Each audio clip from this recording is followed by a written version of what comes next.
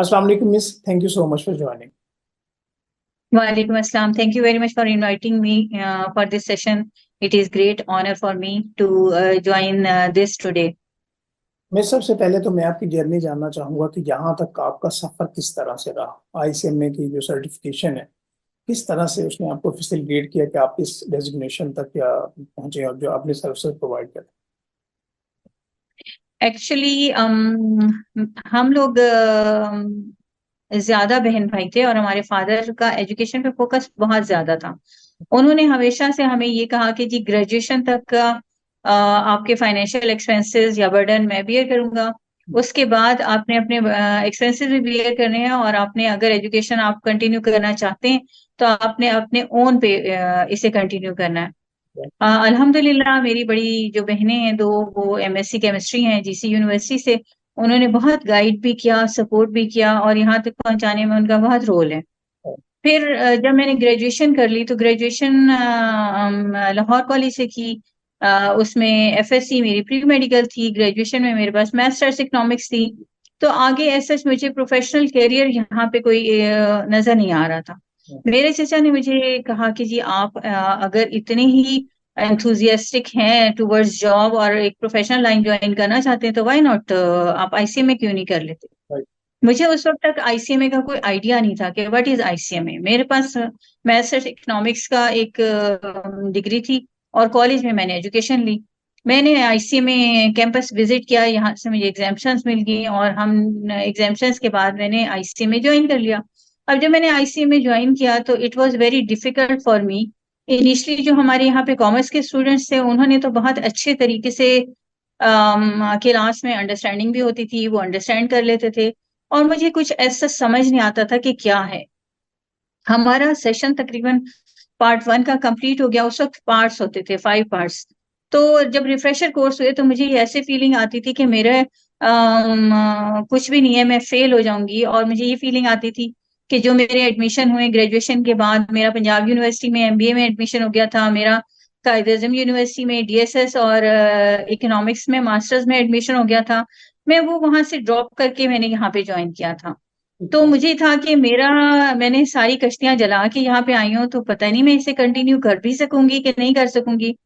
But मैंने इस तरह से किया कि मैं वहाँ कैंपस में ही बैठ जाती थी। हमारे टीचर थे इकबाल साहब हमें बहुत अच्छा गाइड करते थे और मुझे जो भी डिफिकल्टी आती थी मैं वहाँ देर एंड देन वहां जाके उनसे कंसल्ट करती थी और सीनियर स्टूडेंट्स भी बहुत हेल्प आउट करते थे। मैं लाइब्रेरी में बैठ के पढ़ती थी।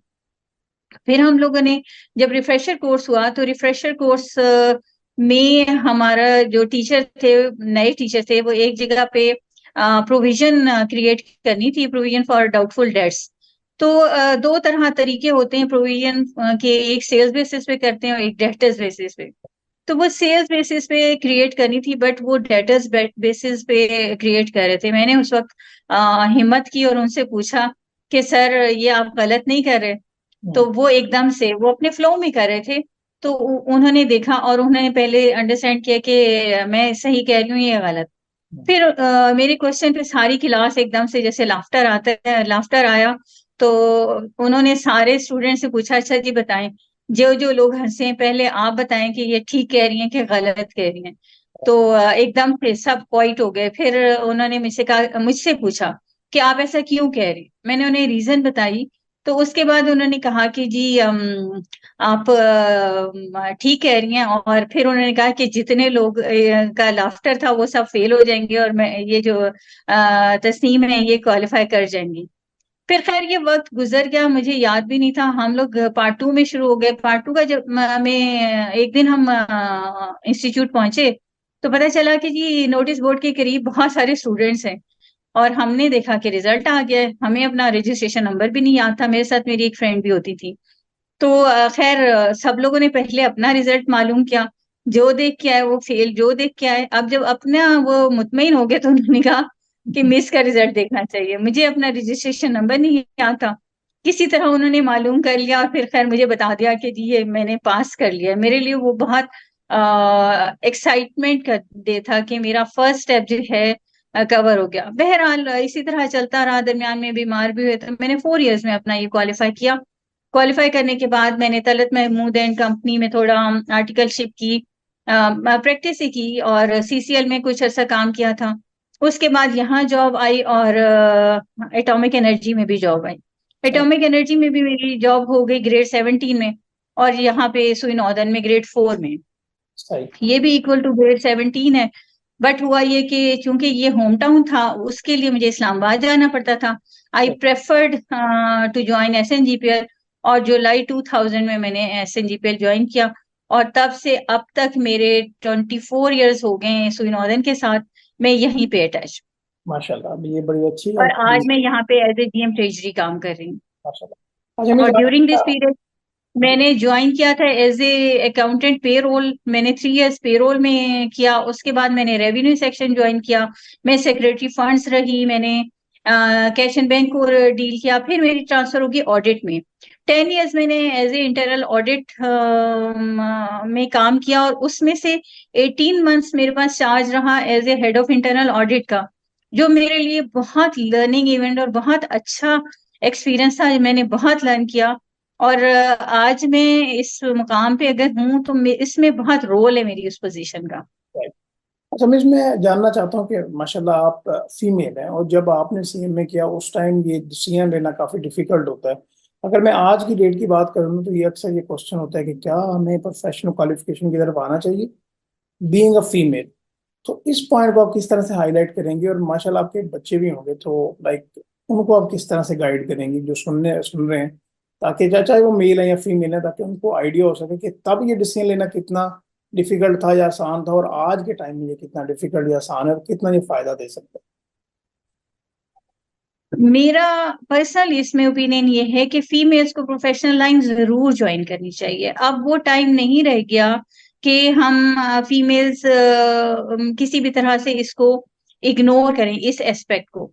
However, there are certain difficulties in our culture, in our environment, जो फीमेल्स को फेस करनी पड़ती हैं।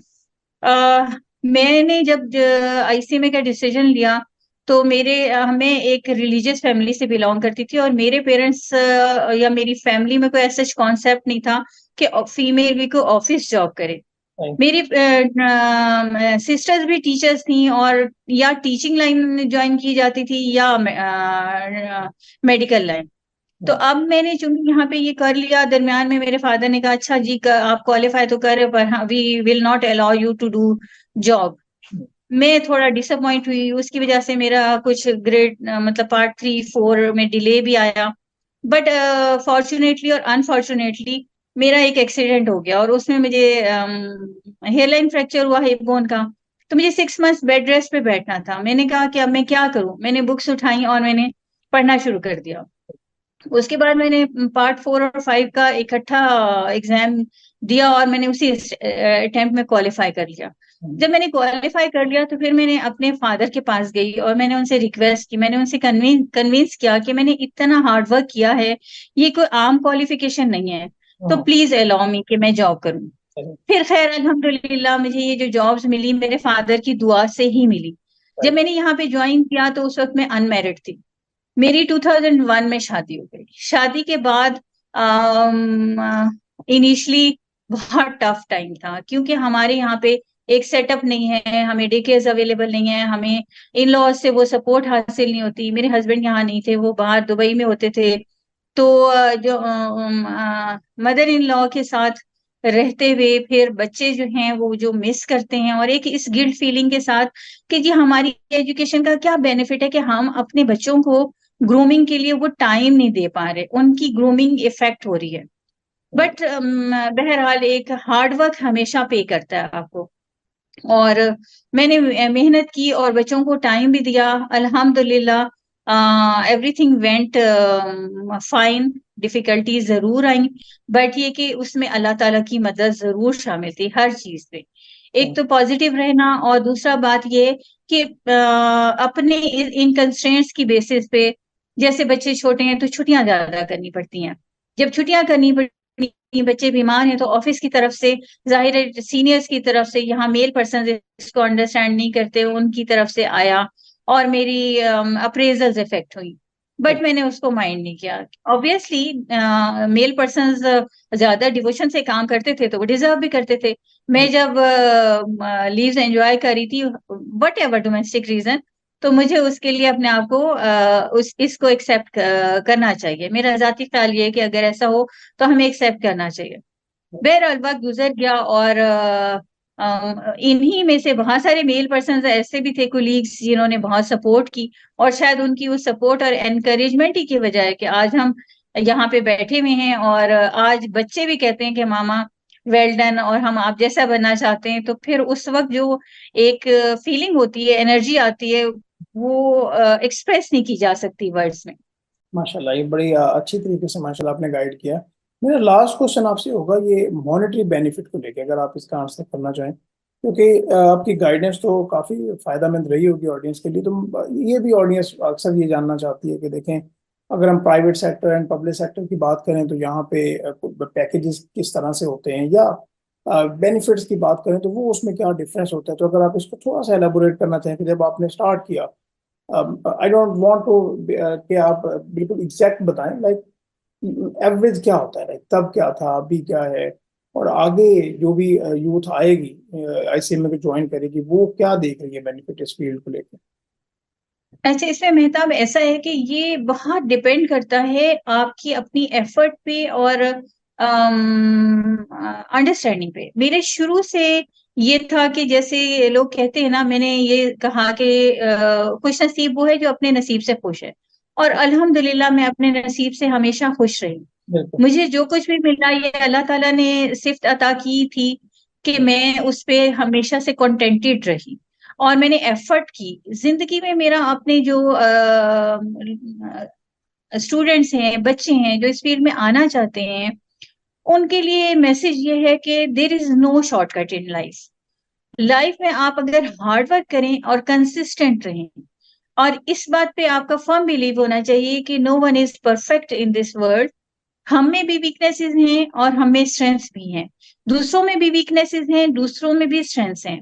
हमें टीम वर्क में अपनी वीकनेसेस को अपनी टीम की स्ट्रेंथ से कवर करके, और दूसरों की वीकनेसेस को अपनी स्ट्रेंथ से कवर करके एक दूसरे के लिए सपोर्टिव रोल प्ले करना चाहिए, ताकि हम एक पॉजिटिव रहते हुए हम एफिशिएंट भी हों और हमारा प्रोडक्ट जो है वो क्वालिटी भी हो।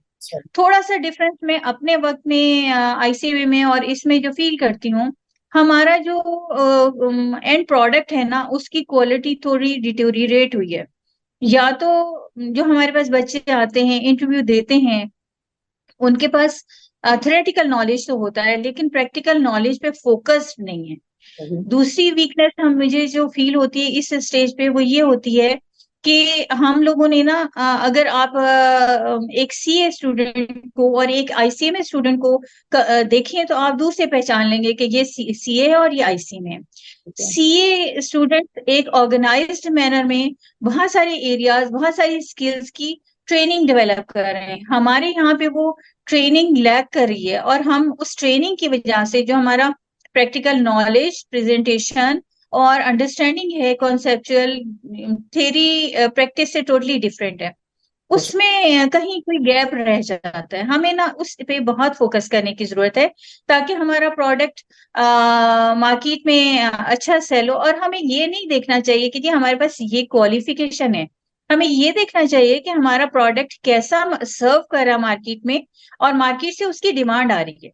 हम फोर्सफुली इंजेक्ट तो करवा सकते हैं, लेकिन जब तक परफॉर्मेंस नहीं डिलीवर नहीं करेगा हमारा स्टूडेंट, तब तक वो सस्टेन नहीं करेगा। तो ये वाली चीज, इस पे बहुत फोकस रिक्वायर्ड है। और बस हार्डवर्क और इम्प्रूवमेंट, लर्निंग इन स्किल्स, लर्निंग नेवर एंड्स, इस पे रहना चाहिए, और हमें अपनी स्किल्स इंप्रूव करते रहना चाहिए। मैं आज भी लर्न कर रही हूँ। आपने बहुत डिटेल में गाइड किया और बड़े अच्छे पॉइंट्स जो है ना आपने यहाँ पे हाईलाइट किए। मैं आपका शुक्रिया अदा करता हूँ कि आपने ज्वाइन किया और बड़े डिटेल में हमें गाइड किया। Thank you very much. इस तरह की अपॉर्चुनिटीज जो इनिशिएटिव लिया इंस्टीट्यूट ने, ये बहुत अच्छा है और ये कंटिन्यू रहना चाहिए, और इसमें और भी लोगों की जितनी मैक्सिमम सक्सेस स्टोरीज आती हैं वो हमारे स्टूडेंट्स को, न्यू कमर्स के लिए बहुत हेल्पफुल होगी। जी बिल्कुल। Thank you very much. ये जो सक्सेस स्टोरीज होती हैं यही आगे जो है ना एक मोटिवेशन का बायस बनती हैं और वो ये नहीं पता होता कि कौन सी सक्सेस स्टोरी किसी की जिंदगी बदल दे, इसमें कोई डाउट नहीं। जी बिल्कुल ऐसा ही है। Thank you so much. चलिए, thank you very much, so nice of you.